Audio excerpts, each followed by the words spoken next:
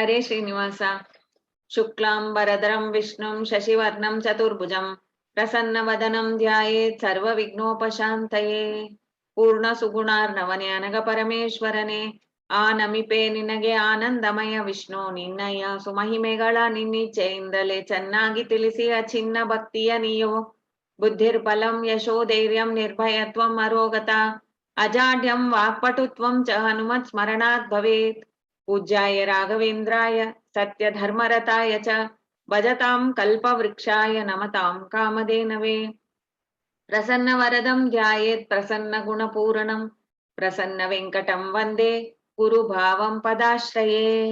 ಶ್ರೀ ಪ್ರಸನ್ನ ವೆಂಕಟದಾಸರ ದಶಮ ಸ್ಕಂದ ಭಾಗವತದ ಕೃತಿಗಳ ಅನುವಾದವನ್ನು ನಾವು ನೋಡ್ತಾ ಇದ್ದೆವು. ಇವಾಗ 38ನೇ ಹಾಡಲ್ಲಿ 3ನೇ ಭಾಗವನ್ನು ನಾವ್ ಇವತ್ ನೋಡ್ಬೇಕು. ಇದಕ್ಕೆ ರಾಸಕ್ರೀಡೆ ಅಂತ ದಾಸರಾಯರ ಹೆಸರು ಕೊಟ್ಟಿದ್ದಾರೆ. ರಾಸಲೀಲಾ, ರಾಸಕ್ರೀಡೆ ಅಂತ ಇದು ತುಂಬಾ ಎಲ್ಲಾ ಕಡೆಯಲ್ಲೂ ಪ್ರಚಲಿತವಾಗಿರುವಂತದ್ದು. ಇದನ್ನು ಅರ್ಥ ಮಾಡಿಕೊಳ್ಳೋದು ಕೂಡ ತುಂಬಾನೇ ಕಷ್ಟ ಅಂತ ಅನ್ನುವಂಥದ್ದು ಕೂಡ ನಾವು ಅರ್ಥ ಮಾಡ್ಕೋಬೇಕು. ಯಾಕೆಂದ್ರೆ ಏನು ಲೋಕದಲ್ಲಿ ಇರುವಂತ ಮಾತುಗಳು ಅಂತಂದ್ರೆ ಒಂದು ಸಂಬಂಧ ಅಂದ್ರೆ ದೈಹಿಕವಾಗಿ ಇರುವಂತ ಒಂದು ಸಂಬಂಧದಿಂದ ಒಂದು ಸುಖ ಬರತ್ತೆ ಅಂತ ಅನ್ನೋದ್ರೆ ಅದು ಬಂದು ಲೌಕಿಕವಾಗಿರುವಂತದ್ದು ಅಂತ ಅನ್ನೋದು, ವಿಷಯಿಕವಾಗಿರುವಂತ ಸುಖ. ಅಂತ ಸುಖನ ಅಪೇಕ್ಷೆ ಪಡ್ಬೇಡ್ರಿ ಅಂತ ತಾನೇ ಲೋಕದಲ್ಲಿ ಹೇಳಿದ್ದಾರೆ. ಭಗವಂತ ನೋಡ ಒಂದು ಅಂಗ ಸಂಘದಿಂದ ಅವ್ರಿಗೆ ಏನು ಸುಖ ಬರೋತ್ಯೋ ಅದನ್ನು ಅಪೇಕ್ಷೆ ಪಟ್ಟು ಗೋಪಿಕೆಯರು ಹೋದ್ರು. ಆ ಕೃಷ್ಣನೋಡ ಒಂದು ಕೊಳಲಿನ ನಾದವನ್ನು ಕೇಳಿದ ಕೂಡ್ಲೆ ಅವರೋಡ ಮನಸ್ಸೊಳಗೆ ಒಂದು ಕಾಮ ಅಂತ ಅನ್ನೋದು ಜಾಗೃತ ಆಯ್ತು ಅಂತಾರೆ. ಭಗವಂತನ ಅಂಗಸಂಗ ಪಡಿಬೇಕು ಅಂತ ಅನ್ನುವಂತ ಕಾಮನೆ ಅವ್ರಿಗೆ ತುಂಬಾ ಇತ್ತು. ಆ ಕಾಮನೆಯನ್ನ ಬಂದು ಅವ್ರು ಪೂರೈಸೋದಕ್ಕೆ ಅವ್ರು ಬಂದು ಈ ಎಲ್ಲ ಅವ್ರೋಡ ಇದು ಇತ್ತು ಕಾರ್ಯಗಳು. ಅಂದ್ರೆ ಓಡೋಡಿ ಬರೋದು ಅಥವಾ ಅವ್ರು ಏನ್ ಆಭರಣ ಹಾಕೋಬೇಕೋ ಅದನ್ನ ಹೇಗ್ ಹಾಕೋಬೇಕೋ ಯಾವ್ದು ಕೂಡ ಅವರು ಅದನ್ನ ಒತ್ತೆ ಕೊಡ್ಲಿಲ್ಲ. ಅದು ಹೋಗ್ಬೇಕು ಅಂತ ಅನ್ನೋದು ಒಂದ್ ಮಾತ್ರ ಅವ್ರ ಗುರಿಯಾಗಿತ್ತು. ಅವಾಗ್ಲೇ ಹೇಳ್ತಾರೆ ಅವನಲ್ಲಿ ಅಷ್ಟೊಂದು ಸ್ನೇಹ ಅವ್ರಿಗಿದೆ ಅಂತ ಅನ್ನೋದ್ನ ನಮಗೆ ಆ ಒಂದು ಇನ್ಸಿಡೆಂಟ್ ವೇ ಗೊತ್ತಾಗತ್ತೆ. ಏನು, ಅವರು ತನ್ನ ಮಕ್ಕಳು ಹಾಲು ಕುಡಿತಾ ಇತ್ತು, ಆದ್ರೆ ಹಾಲು ಕುಡಿಯೋಂತ ಮಕ್ಕಳನ್ನೇ ಕೆಳಗಿಳಿಸಿದ್ರು, ಹೊತ್ತೆ ಬಿಟ್ರು ಅಂದ್ರು. ಅದು ಅಳ್ತಾ ಇದ್ರೆ ಕೂಡ ಅವ್ರು ಅದನ್ನ ಒಂದು ಅವರು ಇದು ತಕೊಳ್ಳಿಲ್ಲ. ಯಾಕಂದ್ರೆ ಯಾವ್ದು ಕೂಡ ನಾವಿದ್ರೆ ತಾನೇ ಅದ್ ನಡೆಯೋದು ಅಂತ ತಿಳ್ಕೊಬೋದು ಅಂತ ಅನ್ನುವಂಥದ್ದನ್ನ ಅವ್ರು ತಿಳ್ಕೊಂಡಿಲ್ಲ. ಯಾಕಂದ್ರೆ ಭಗವಂತ ಇದ್ದ ಅಂದ್ರೆ ನಡೆಯೋದು ಅಂತ ಅನ್ನುವಂಥದ್ದು ತಾನೇ ಲೋಕದಲ್ಲಿ ಇರುವಂತ ಸತ್ಯ. ಅದನ್ನೇ ಅರ್ತಿದ್ದಾರೆ ಅವರು. ಏನೋ ಹಾಲನ್ನು ಕಾಯ್ಸಾಕಿಟ್ರು, ಹಂಗೆ ಬಿಟ್ಟು ಓಡಿ ಹೋದ್ರು. ಹಾಲನ್ನು ಕರಿತಾ ಇದ್ರೆ ಕೂಡ ಅರ್ಧ ಪಾತ್ರೆಯಲ್ಲಿ ಹಾಲು ಹಂಗೆ ಬಿಟ್ಟು ಹೋದ್ರು ಅಂತಂದ್ರು. ಇದೆಲ್ಲ ಅವ್ರು ಯಾಕೆ ಹೇಳಿದ್ರು, ಯಾಕೆ ಆಯ್ತು ಇದೆಲ್ಲ? ವೇದವ್ಯಾಸರು ಇದನ್ನ ಯಾಕೆ ಹೇಳಿದ್ರು ಅಂದ್ರೆ ಸರ್ವತೋಧಿಕವಾಗಿ ಭಗವಂತನ ಸ್ನೇಹ ಮಾಡಿದ್ರು, ಅವರು ಭಗವಂತನ ಪ್ರೀತಿಸಿದ್ರು ಅಂತ. ಈ ಲೋಕದಲ್ಲಿ ಇರುವಂತ ವಸ್ತುಗಳಿಗಿಂತಲ್ಲ ನೀನೇ ನನ್ಗೆ ಪ್ರೀತಿ ಅಂತ ಅವರು ಹೇಳ್ತಾರೆ ಅಂತ ಅನ್ನೋದು ನಾವು ನೋಡಿ ಆಗಿದೆ. ಈಗಾಗ್ಲೇ ಬಂದು ದಾಸರು ಈ ಹಾಡಲ್ಲಿ ಬರುವಂತ ಆ ಪದ್ಯದಲ್ಲಿ ಅವರು ಕೃಷ್ಣನಿಗೆ ಹೇಳ್ತಾರೆ, ಇಷ್ಟೆಲ್ಲ ಬಂದು ಯಾಕೆ ಇವೆಲ್ಲ ನನ್ಗ ಪ್ರೀತಿ ಆಗ್ಬೇಕು, ನನ್ ಗಂಡನೋ ಅಥವಾ ಮಕ್ಕಳು ನನ್ನನ್ನು ಯಾಕೆ ಪ್ರೀತಿಸ್ಬೇಕು, ನೀನೇ ಅವ್ರೊಳಗಿದ್ದಿ ಅಂತ ಅವ್ರು ಅದ್ನೋನ್ ಹೇಳ್ತಾರೆ. ನೀನೇ ಅವ್ರೊಳಗಿದ್ದಿ ಪ್ರೀತಿಸ್ತಾಯಿ, ಇವಾಗ ನೀನೇ ಬಂದು ನಮ್ಗೆ ಆ ವೇಣುನಾದವನ್ನು ಮಾಡಿದಿ, ಇವಾಗ ನಾವು ಓಡಿ ಬಂದ್ರೆ ನೀನ್ ಯಾಕೆ ಬಂದಿನ್ ಕೇಳ್ತಿಲ್ಲ, ಇದೇನ್ ಧರ್ಮವ ಅಂತ ಕೇಳಿದ್ರು. ನೀನೇ ಕೊಳಲಿನ ನಾದವನ್ನು ಊದಿದಿ, ಮಂಜುಳ ರಾಗಗಳೆಲ್ಲ ನೀನು ನುಡ್ಸಿದಿ, ನಾವು ನಿನ್ನೋಡ ಈ ವೇಣು ಗೀತೆಯನ್ನು ಕೇಳಿ ಓಡಿ ಬಂದಿದ್ದೆವು, ಎಲ್ಲವನ್ನೂ ಬಿಟ್ಟು ಬಂದಿದೆ, ನಿಮ್ಗೋಸ್ಕರವಾಗಿ ಬಂದಿದ್ದೆವು ಅಂತೆಲ್ಲ ಹೇಳಿದ್ರು. ಅವಾಗ ಕೃಷ್ಣ ಏನಂತಾನ ಅವ್ರಿಗೆ, ಕೃಷ್ಣನ್ ಹತ್ರ ಅವ್ರು ಇನ್ನೇನು ಮಾತಾಡಿದ್ರು ಇಂಥದ್ನ ನಾವು ಇಲ್ಲಿ ನೋಡ್ಬೇಕಾಗಿದೆ. ಅದು ನಾವು 14ನೇ ಪದ್ಯ ತನಕ ನೋಡಿದ್ದೆವು. ಇವತ್ತು 15ನೇದ ನೋಡ್ಬೇಕು. ಇದ್ರಲ್ಲಿ ಏನು ಅಂದ್ರೆ ಭಗವಂತನ ಪಾದ ಮಹಿಮೆ ಇಲ್ಲ ಪಾದ ಧೂಳಿಯ ಮಹಿಮೆಯನ್ನ ಕೂಡ ನಾವು ವರ್ಣನೆ ಮಾಡಕ್ ಸಾಧ್ಯ ಇಲ್ಲ ಅಂತ ಅನ್ನೋದನ್ನ ನಾವು ನೆನಪು ಮಾಡ್ಕೊಂಡೇ ಇಲ್ಲಿ ಪ್ರವೇಶ ಮಾಡ್ಬೇಕು. ಪ್ರತಿ ಬಾರಿಯೂ ಕೂಡ ಇದು ಸತ್ಯವಾದ ಮಾತು. ಅದಕ್ಕೆ ತ್ರಿವಿಕ್ರಮ ಪಂಡಿತಾಚಾರ್ಯರು ವಿಷ್ಣು ಸ್ತುತಿಯಲ್ಲಿ ಹೇಳುವಾಗ ಅವ್ರು ಹೇಳ್ತಾರೆ, ನಿನ್ನ ಪಾದ ಧೂಳಿಯನ್ನಾದ್ರೂ ಕೂಡ ವರ್ಣನೆ ಮಾಡುವಂತವ್ರು ಯಾರು ಅಂತ. ಕೀದೃಶ್ಯ ಸ್ಥೇಷು ವಾಚ ಕ್ವಚ ಕಥಮಥವಾ ಕಸ್ಯ ವಾರ್ಧಿ ಕ್ರಿಯೇರನ್ ಅಬ್ದೌ ಸ್ತೋತ್ರ ತರಂಗ ಇವಚ ಗುರುಗಿರೌ ಯದ್ಗುಣವ್ಗೆ ಸ್ಕಲಂತಿ ಅಂತಾರೆ. ಏನು ನನ್ನ ಮಾತು ಯಾವ್ದಕ್ಕ ಅದ್ ಬಂದು ಬೀಳೋದು ಅಂತ. ಯಾಕೆ ಗುರುಗಳಾದವರು ಬ್ರಹ್ಮವಾಯುಗಳು ಅವ್ರುಗಳು ಮಾತಾಡೋದು ಕೂಡ ಒಂದು ದೊಡ್ಡದಾದ ಸಮುದ್ರದಲ್ಲಿ ಸೇರುವಂತ ಒಂದು ಚಿಕ್ಕದಾದ ತೊರೆ ತಾನೆ. ಭಗವಂತ ನೋಡ ಪಾದ ಧೂಳಿಯನ್ನು ವರ್ಣನೆ ಮಾಡೋದ್ರಲ್ಲಿ ಅವ್ರ ಹತ್ರ ಎಷ್ಟೇ ತಾಕತ್ತಿದ್ರು ಕೂಡ ಅದು ಏನಕ್ಕೆ ಅದು ಬಂದು ಪ್ರಯೋಜನ ಆಗೋದು ಅಂತ ಅನ್ನೋ ತರ ಇದೆ ಅಂತಂದ್ರು. ಒಂದು ದೊಡ್ಡ ಸೂರ್ಯ ಇರುವಾಗ ಒಂದ್ ಫೈರ್ ಫ್ಲೈ ಇಲ್ಲಿ ಓಡಾಡ್ತಾ ಇತ್ತು ಅಂದ್ರೆ ಅದನ್ನ ಯಾರು ಲೆಕ್ಕಿಸ್ಬೇಕು ಅಂತಾರೆ. ಅಂತ ಒಂದು ಗುಣ ಸಮುದ್ರ ಅವನು. ಅಂತ ಬೆಳಕ ಇರುವಂತ ಪರಮಾತ್ಮನ ಬಗ್ಗೆ ನಾನು ಹೆಂಗ್ ವರ್ಣಿಸ್ಲಿ? ಆದ್ರೆ ನಾನು ವರ್ಣಿಸಕ್ ಹೊರಟಿದ್ದೇನೆ ಅಂತ ಅನ್ನೋತಾನೆ ಅಲ್ಲಿ ಅವ್ರು ಹೇಳ್ತಾರೆ. ಯಾಕಂದ್ರೆ ಭಗವಂತನೋಡ ಅನುಗ್ರಹಕ್ಕಾಗಿ, ಗುರುಗಳೋಡ ಏನು ನಮ್ಗೆ ಅನುಗ್ರಹ ಮಾಡಿದಾರೆಯೋ ಅದನ್ನ ಅವ್ರು ಏನ್ ಹೇಳ್ತಾರ, ದೇವರೋಡ ಗುಣವನ್ನು ಮತ್ತೆ ಮತ್ತೆ ಚಿಂತಿಸ್ರಿ ಅಂತ. ಆ ಚಿಂತಿಸೋದಕ್ಕೆ ಅನಂತವಾಗಿದೆ ಅದು ಅಂತ ಅನ್ನೋಂತ ತಿಳುವಳಿಕೆಯಿಂದವೇ ನಾವು ಇದ್ರಲ್ಲಿ ಪ್ರವೇಶ ಮಾಡ್ಬೇಕು. ಮತ್ತೆ ಅದು ಏನು ರೀಸನ್, ಅವ್ನ್ ಏನ್ ಮಾಡಿದ, ಯಾಕೆ ಮಾಡಿದ, ಹೇಗ್ ಮಾಡಿದ, ಇದು ಎಷ್ಟಾದ್ರೂ ಕೂಡ ನಾವ್ ಹೆಂಗ್ ಬಣಿಸೋದು ಅಂತ ಕೇಳ್ತಾರೆ. ಆ ಪಾದಧೂಳಿ ಬಗ್ಗೆ ಹೇಳ್ತಾರೆ. ಯಾವನವ ಇದ್ದಾನ ನಿನ್ನ ಪಾದಧೂಳಿಯ ಒಂದು ವಿಶಿಷ್ಟತೆಯನ್ನು ಬಣ್ಣಿಸುವಂತವ, ಯಾವನವನಿದ್ದಾನ ಹೇಗ್ ಬಣ್ಣಿಸುವ ಅವನು ಅಂತ ಕೇಳ್ತಾರೆ. ಯಾಕಂದ್ರೆ ನಿನ್ನೋಡ ಗುಣ ಅಂತದ್ದು ಅನಂತವಾಗಿರುವಂತ ಶಕ್ತಿ, ಅಚಿಂತ್ಯವಾಗಿರುವಂತ ಶಕ್ತಿ.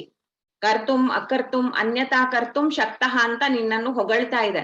ಹಾಗಾಗಿ ನಾವ್ ಏನು ಅಂತ ನಮಗೆ ಅರ್ಥ ಆಗೋದ್ ನಿನ್ ಬಗ್ಗೆ. ನೀವು ಈ ಒಂದು ಏನು ನಾವು ತಿಳ್ಕೊಂಡಿದ್ದೇವೋ ಅದನ್ನು ನಿನ್ನ ಪ್ರೀತಿಗಾಗಿ ಇದನ್ನ ನಾವು ಬಂದು ಮತ್ತೆ ಮತ್ತೆ ಚಿಂತಿಸ್ತೇವು. ಇದರಿಂದ ನೀನ್ ಪ್ರೀತನಾಗು ಅಂತ ಹೇಳ್ತಾಯಿ ಮುಂದೆ ಅವರು ವಿಷ್ಣು ಸ್ತುತಿಯನ್ನು ತಗೊಂಡ್ ಹೋಗ್ತಾರೆ. ಇವಾಗ ನಾವು ಮಾಡ್ಬೇಕಾದದ್ದು ಅದೇ. ಯಾಕಂದ್ರೆ ಇದು ವಿಷ್ಣುವೋಡ ಕೃಷ್ಣ ರೂಪದಲ್ಲಿ ಅವ್ನ್ ಮಾಡಿರುವಂತ ಲೀಲೆಗಳಲ್ಲಿ ಅವನೋಡ ಒಂದು ವಿಚಿತ್ರವಾದ ಕಾರ್ಯಗಳು. ಅದರಿಂದ ಬಂದು ನಾವು ಏನನ್ನು ತಿಳಿತಾ ಇದ್ದೇವೋ ಅವನ ಬಗ್ಗೆ ಸರಿಯಾದ ತಿಳುವಳಿಕೆ ನಮಗೆ ಇರ್ಬೇಕು ಅಂತ ಅನ್ನೋಂತ ಪ್ರಾರ್ಥನೆ ಅವನ ಮುಂದೆ ಇಟ್ಟು 15ನೇ ಪದ್ಯ ಹಿಂಗಿದೆ. ಈ ಹಾಡು ಬಿಗಿನವಾಗಿ ಹಿಂಗಿದೆ. ಕಾಮನಯ್ಯನ ಕಾಮಿನಿಯರ ಕಾಮುಕ ಭಕ್ತಿಯೇ ಮುಕ್ತಿ, ಸೋಮಕುಲಾಬ್ದಿ ಸೋಮ ನೀರದ ಶಾಮನ ಪ್ರೇಮ ಪಾತ್ರರು. ಇವರೆಲ್ಲ ಭಗವಂತನೋಡ ಪ್ರೇಮ ಪಾತ್ರರು ಅಂತಂದ್ರು. ಕ್ವಾಲಿಫಿಕೇಶನ್ ಏನು? ಭಗವಂತನೋಡ ಪ್ರೇಮ ಪಾತ್ರರಾದ್ರೆ ಅವರಿಗೆ ವೇಣುನಾದವನ್ನು ಅವ್ರಿಗೆ ಕಿವಿಲಿ ಕೇಳಿಸಿತು. ಬೇರೆ ಎಲ್ಲಾರು ಇದ್ರು ಅಲ್ಲಿ, ಗೋಪಿಕೆಯರ್ ಮಾತ್ರ ಇಲ್ಲ ರಜದಲ್ಲಿ, ಇನ್ನು ಎಷ್ಟೋ ಜನ ಇದ್ರು. ಆದ್ರೆ ಗೋಪಿಕೆಯರ್ಗ ಆ ವೇಣುನಾದ ಕೇಳಿಸಿತು. ಅವ್ರು ಬಂದ್ರು ಅಂತನ್ನುವಾಗ ಅವ್ರಿಗೆ ಕಾಮುಕ ಭಕ್ತಿಯೇ ಮುಕ್ತಿ ಅಂತಂದ್ರು. ಅವ್ರೋಡ ಸಾಧನೆ ಏನು ಅಂತ ಹೇಳ್ತಾರೆ ಇಲ್ಲಿ. ಗೋಪಿಕೆಯರು ಎಲ್ಲರೂ ಬಂದು ಭಗವಂತನೋಡ ಅಂಗಸಂಗ ಪಡಿಬೇಕು ಅಂತ ಅರ್ಥವೇ ಇಲ್ಲ ಇಲ್ಲಿ. ಅದಕ್ಕೆ ಇಲ್ಲಿ ಕ್ಲಾರಿಫೈ ಮಾಡಿ ಹೇಳ್ತಾರೆ. ಒಬ್ಬೊಬ್ರಿಗೂ ಒಂದೊಂದ್ ಸಾಧನೆ ಇರತ್ತೆ. ಏನು ಸಾಧನೆಯನ್ನು ಯಾರು ಮಾಡ್ಬೇಕೋ ಅದನ್ನು ಅವ್ರು ಮಾಡಿದಾಗ ಅವ್ರಿಗೆ ಮುಕ್ತಿ. ಅವಾಗ ಈ ಯಾರು ಅಪ್ಸರೆ ಸ್ತ್ರೀಯರಿಗೆಲ್ಲ ಬಂದು ಆ ಏನು ಅಂಗಸಂಗ ಮಾಡೋಂಥದ್ದು ಅಂತ ಅನ್ನೋಂಥದ್ದು ಇಲ್ಲ, ಅವ್ರ ಹತ್ರ ಈ ತರ ಸ್ವಚ್ಛಂದ ಕಾಮ ಅಂತ ಅನ್ನೋಂಥದ್ದು ಅವರೋಡ ಸ್ವಭಾವದಲ್ಲೇ ಇದೆ. ಅದು ಅವ್ರಿಗೆ ಅದು ಒಂದು ದೋಷವೇ ಇಲ್ಲ ಅಂತಾರೆ. ಯಾರೋಡ ಸ್ವಾಭಾವಿಕವಾಗಿರುವಂತ ಗುಣವಾಗಿ ಅದಿದೆಯೋ ಅದು ಬಂದು ಅವ್ರಿಗೆ ಬಂದು ದೋಷ ಆಗೋದಿಲ್ಲ. ಹೇಗೆ ಒಂದು ಗೃಹಸ್ಥನಿಗೆ ಬಂದು ತನ್ನ ಹೆಂಡತಿ ಜತೆಯಲ್ಲಿ ರಮಿಸೋದು ಅಂತ ಅನ್ನೋ ದೋಷ ಇಲ್ಲವೋ, ಆದ್ರೆ ಅದೇ ಬಂದು ಬೇರೆ ಯಾರಾದ್ರೂ ಒಂದ್ ಸ್ತ್ರೀ ಹತ್ರ ಮಾಡಿದ್ರೆ ಅದು ಬಂದು ತಪ್ಪೋ, ಆತರ ಬಂದು ಶಾಸ್ತ್ರದಲ್ಲಿ ಬಂದು ಒಂದೊಂದಕ್ಕೆ ಬಂದು ಒಂದು ರೇಷನಲ್ ಆಗಿ ಒಂದು ಅರ್ಥವನ್ನು ಹೇಳ್ತಾರೆ. ಯಾಕಂದ್ರೆ ಅದನ್ನ ಸ್ವಭಾವವನ್ನು ನೀವು ಖಂಡಿಸೋದಕ್ಕೆ ಸಾಧ್ಯ ಇಲ್ಲ ಅಂತಂತಾರೆ ಇಲ್ಲಿ. ಯಾರು ಕೆಲವರು ತಿಲೋತ್ತಮೆ ಅಂತ ಏನು ಅಪ್ಸರಾಸ್ ಇದ್ದಾರೆ, ಅವ್ರಿಗೆ ಬಂದು ದೇವರಲ್ಲಿ ಈ ತರ ಕಾಮುಕ ಭಕ್ತಿ ಮಾಡೋದ್ರಿಂದ ಅವ್ರಿಗೆ ಮುಕ್ತಿ. ಊರ್ವಶಿಯಾದಿಗಳು ಬಂದು ಅವ್ರು ಭಗವಂತನೋಡ ತೊಡೆಯಿಂದವೇ ಹುಟ್ಟಿದವಳು ಊರ್ವಶಿ, ಅವಳಿಗೆ ಕಾಮುಕ ಭಕ್ತಿ ಇಲ್ಲ ಅಂತಂದ್ರು. ಅವ್ರು ಭಗವಂತನ ಪ್ರೀತಿ ಸ್ನೇಹದಿಂದ ಅವ್ರು ಬಂದು ಒಲಿಸ್ಕೊಳ್ತಾರೆ ಅಂತ. ಸೊ ಯಾರಿಗೆ ಏನ್ ಸ್ವಭಾವವೋ ಅದು. ಇಲ್ಲಿ ಕಾಮುಕ ಭಕ್ತಿಯೇ ಮುಕ್ತಿ ಅಂತಂದ್ರು. ಗೋಪಿಕಾ ಕನ್ಯೆಯರಿಗೆ ಅವರಿಗೆ ಕಾಮುಕವಾಗಿರುವಂತ ಭಕ್ತಿಯೇ ಮುಕ್ತಿ. ಈಗ ಅವರು ಪರಮಾತ್ಮನೋಡ ಒಂದು ಮಾತು ಅವನ ಹತ್ರ ಕೇಳ್ತಾ ಇದ್ರು. ನಾವು ಬಂದು ನಿನ್ನ ಹತ್ರ ಒಂದು ಕೇಳ್ತೇವು, ನೀನ್ ಬಂದು ಈ ತರ ಮಾಡುವಂಥದ್ದು ಧರ್ಮವ ಅಂತ ನೀನ್ ಯೋಚನೆ ಮಾಡು ಅಂತ ಹೇಳಿದ್ರು. ನಿಮಗೆ ಸಲ್ಲದು ಹೃದಯ ತಾಪ ವಾರಕ ಕೇಳೋ ಶ್ರೀಹರಿ ಅಂತ ಹೇಳಿದ್ರು. ಈಗ 15ನೇದ್ಲೆ ಹೇಳ್ತಾರೆ, ನಿಮ್ಮ ಶ್ರೀಪಾದಾಬ್ಜ ಒಳ್ಳೆವೋ ನಮ್ಮ ಕಾಲ್ಗಳು ಮುಂದಕ್ಕೆ ತವಾದರ ಅಮೃತವನ್ನು ಸೇಚಿಸುವ ಮಂದಸ್ಮಿತ ಈ ಕ್ಷಣ ಲಕ್ಷಣಾಗಿ ಸನ್ಮಾರ್ಗ ವೇಣುನಾದವನ್ನು ಕೇಳಿಸೋ ರಮ್ಮಣೀಯರ ಅರ್ಥ ಪೂರೈಸೋ ಮುಕುಂದ ನಿಮ್ಮಂಗ್ರಿ ಪದ್ಮದ ವಿರಹ ಜಾಗ್ನಿಯ ಶಮನವನ್ನು ಮಾಡು ಶ್ರೀಪತೆ. ಅವ್ರು ಹೇಳ್ತಾರೆ, ನಿಮ್ಮ ಶ್ರೀಪಾದಾಬ್ಜ ಬಿಟ್ಟು ಏಳಲ್ಲವೋ ಏಳಲ್ ಒಲ್ಲವೋ ನಿನ್ನ ಪಾದವನ್ನು ಬಿಟ್ಟು, ಅಂದ್ರೆ ಇವಾಗ ನಾವು ಓಡಿ ಬಂದಿದ್ದೇವೆ, ಪಾದದ ಮೂಲ್ಯ ವ್ರತನ ಓಡಿ ಬಂದಿದ್ದಾರೆ. ಈಗ ನೀನ್ ಹೋಗುಂತಂದ್ರೆ ನಮ್ಮ ಪಾದ ಅದನ್ನ ಒಬೆ ಮಾಡ್ಲಾರ್ದು ಅಂತಾರೆ. ಪಾದ ಕೊಂಡೊಯ್ದ್ರೆ ತಾನ್ ನಾವು ಮನೆಗೆ ಹೋಗೋದು. ಪಾದವೇ ಒಲ್ಲದು. ನಿನ್ನ ಶ್ರೀಪಾದಾಬ್ಜವನ್ನು ಬಿಟ್ಟು ನನ್ನ ಪಾದ ಬಂದು ನಿನ್ನ ಪಾದದ ಹತ್ರವೇ ಇರ್ಬೇಕು ಅಂತ ಅಪೇಕ್ಷೆ ಪಡತ್ತೆ. ನಾವು ಎಲ್ಲಿ ಹೋಗಕ್ ಸಾಧ್ಯ ಇಲ್ಲ. ನಮ್ಮ ಕಾಲ್ಗಳು ಮುಂದಕ್ಕೆ ಹೋಗ್ಲಾರ್ದು ಅಂತಾರೆ. ನಿನ್ನ ಪಾದವನ್ನು ಬಿಟ್ಟು ಎಲ್ಲೂ ಹೋಗ್ಲಾರ್ದದು. ತವ ಅದರಾಮೃತವನ್ನು ಸೇಚಿಸುವ ಮಂದಸ್ಮಿತ ಈ ಕ್ಷಣಕ್ಕಾಗಿ.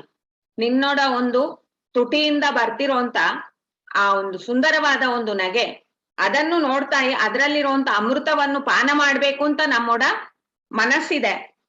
ಇದನ್ನು ನಾವು ಬಿಟ್ಟು ಎಲ್ಲಿ ಹೋಗೋದು? ಅವನ ಸನ್ಮಾರ್ಗ ವೇಣುನಾದವನ್ನು ಕೇಳಿಸು.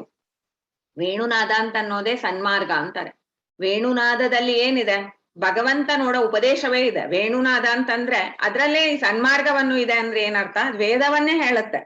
ಭಗವಂತನೋಡ ನಾದ ಅಂತಂದ್ರೆ ಅದು ಓಂಕಾರವನ್ನು, ಅದ್ ವೇದವನ್ನು ಅದು ಹೊರಹೊಮ್ಮುತ್ತಾ ಇರುವಂತದ್ದು. ಅಂತ ವೇಣುನಾದವನ್ನು ನಮ್ಗೆ ಕೇಳಿಸು. ಇವಾಗ ಕೃಷ್ಣ ಅದನ್ನ ನಿಲ್ಲಿಸ್ಬಿಟ್ಟು ಅವ್ರ ಹತ್ರ ಮಾತಾಡ್ತಾ ಇದ್ದಾನೆ. ಯಾಕೆ ಇಲ್ಲಿ ಬಂದ್ರಿ ನೀವೆಲ್ಲ? ಈ ಕತ್ಲೆ ಸಮಯದಲ್ಲಿ ನಿಮ್ಮ ಗಂಡಂದ್ರು, ಮಕ್ಕಳು, ಅತ್ತೆ ಮಾವಂದ್ರು ಎಲ್ಲ ಬಿಟ್ಟುಟ್ಟು ಇಲ್ಲಿ ಯಾಕೆ ಬಂದ್ರಿ ಅಂತ ಅವ್ರಿಗೆ ಅವನ್ ಪ್ರಶ್ನೆ ಮಾಡಿದ್ದ. ಅದಕ್ಕೆ ಅವ್ರಂದ್ರು, ನೀನ್ ಯಾಕೆ ನಿಲ್ಲಿಸಿದಿ? ವೇಣುನಾದಕ್ಕಾಗಿ ನಾವು ಓಡಿ ಬಂದಿದ್ದೆವು, ವೇಣುನಾದವನ್ನು ಮಾಡು, ಅದು ತಾನೇ ನಮ್ಗೆ ಸನ್ಮಾರ್ಗವನ್ನು ತೋರ್ಸತ್ತೆ. ಯಾಕೆ ಅದೇನ್ ಮಾಡಿತು?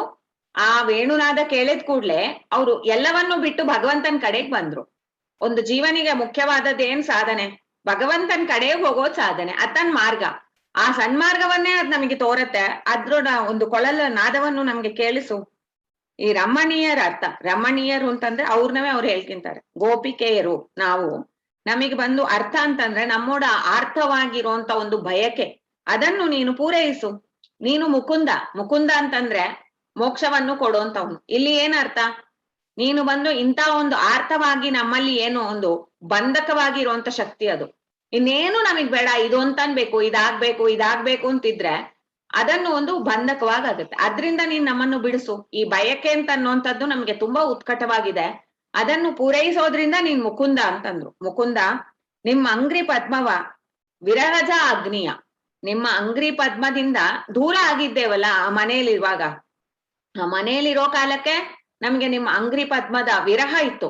ಅದು ಒಂದು ಅಗ್ನಿ ಹಂಗಿತ್ತು ಅಂತಾರೆ. ಆ ಅಗ್ನಿ ಅಂತ ಅನ್ನೋದು ಏನ್ ಮಾಡತ್ತೆ? ತಾಪವನ್ನು ಉಂಟು ಮಾಡತ್ತೆ.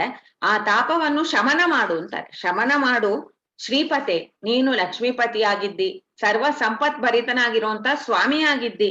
ನಮ್ಮ ಈ ಒಂದು ವಿನತಿಯನ್ನು ಸ್ವೀಕಾರ ಮಾಡು ಅಂತ ಕೇಳ್ತಾ ಇದ್ದಾರೆ.